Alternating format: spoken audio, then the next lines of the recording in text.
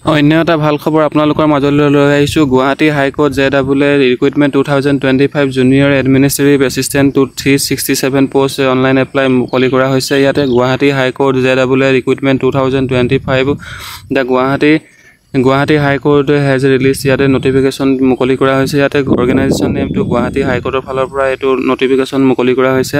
Last ডেটটো আপোনালোকৰ 31/7/2025 লৈকে এপ্লাই কৰিব পাৰিব। ইয়াতে টোটেল ভেকেঞ্চি আপোনালোকৰ 367টা পোষ্ট মুকলি কৰা হৈছে। পোষ্ট নেমটো আপোনালোকৰ জুনিয়ৰ এডমিনিষ্ট্ৰেটিভ এছিষ্টেণ্ট JAA।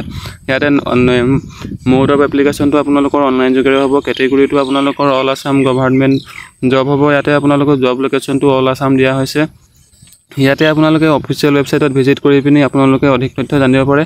ইয়াতে আপোনালোকৰ Guwahati high court JAA recruitment vacancy ডিটেইলছখিনি আপোনালোকৰ ইয়াতে দিয়া হৈছে। ইয়াতে name of post number of পোষ্টৰ সংখ্যা 360 ইয়াতে আপোনালোকৰ দিয়া হৈছে 367টা পোষ্ট দিয়া হৈছে। ইয়াতে ডিষ্ট্ৰিক্ট ৱাইজ নাম্বাৰ ইয়াতে দিয়া হৈছে। ইয়াতে মৰিগাঁৱত আপোনালোকৰ 14টা, নগাঁও 11টা, নলবাৰী 10টা, শিৱসাগৰ 3টা, শোণিতপুৰ 16টা, চাউথ চালমৰা 26টা, শ্ৰীভূমি আপোনালোকৰ 12টা, তিনিচুকীয়া 15টা, ওদালগুৰি 5টা, ৱেষ্ট কাৰ্বি আংলং আপোনালোকৰ 6টা, বজালী 9টা, বাক্সা 2টা, বৰপেটা 8টা, বিশ্বনাথ 12টা, বঙাইগাঁও 4টা, কাছাৰ আপোনালোকৰ 9টা, চৰাইদেউ 25টা, চিৰাং 5টা, দৰং আপোনালোকৰ 16টা, ধেমাজি 6টা, ধুবুৰী 13টা, ডিব্ৰুগড় আপোনালোকৰ 8টা, ডিমা হাছাও 11টা, গোৱালপাৰা 4টা, গোলাঘাট 13টা, হাইলাকান্দি 3টা, হোজাই 13টা, যোৰহাট 15টা, কামৰূপ 10টা, কামৰূপ মেট্ৰপলিটান আপোনালোকৰ 22টা, কাৰ্বি আংলং 12টা, কোকৰাঝাৰ 9টা, লখিমপুৰ 8টা আৰু আপোনালোকৰ মাজুলী আপোনালোকৰ 6টা পোষ্ট মুকলি কৰা হৈছে। ইয়াতে পে স্কেলটো আপোনালোকৰ 14,000ৰ পৰা 70,000 পৰ্যন্ত দিয়া হ'ব আৰু গ্ৰেড পে আপোনালোকৰ 6,200 টকা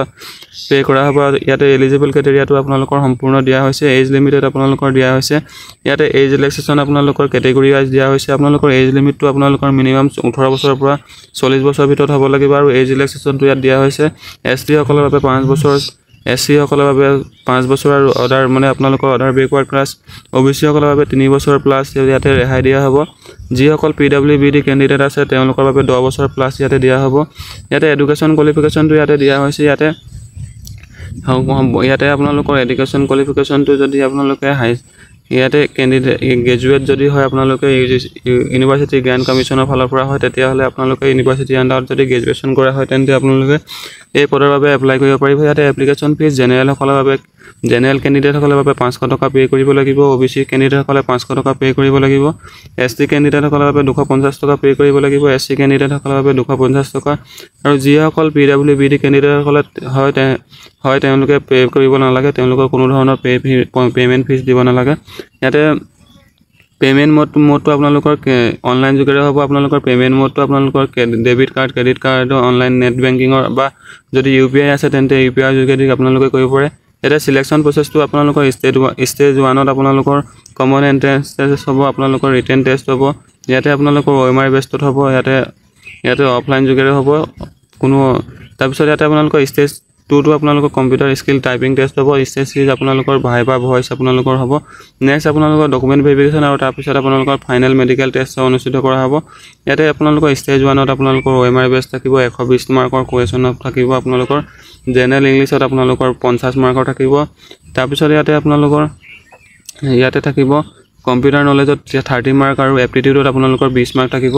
ইয়াতে অফিচিয়েল লেংগুৱেজ আপোনালোকৰ state of Assam Assamese 20 mark থাকিব। তাৰপিছত ইয়াতে যদি আপোনালোকৰ which will be qualifying in nature qualifying mark shall be 40% of 28 mark থাকিব। তাৰপিছত ইচ কুৱেশ্যন আপোনালোকৰ কেৰি 1 মাৰ্কে থাকিব আৰু নেগেটিভ আপোনালোকৰ 0.25কে থাকিব।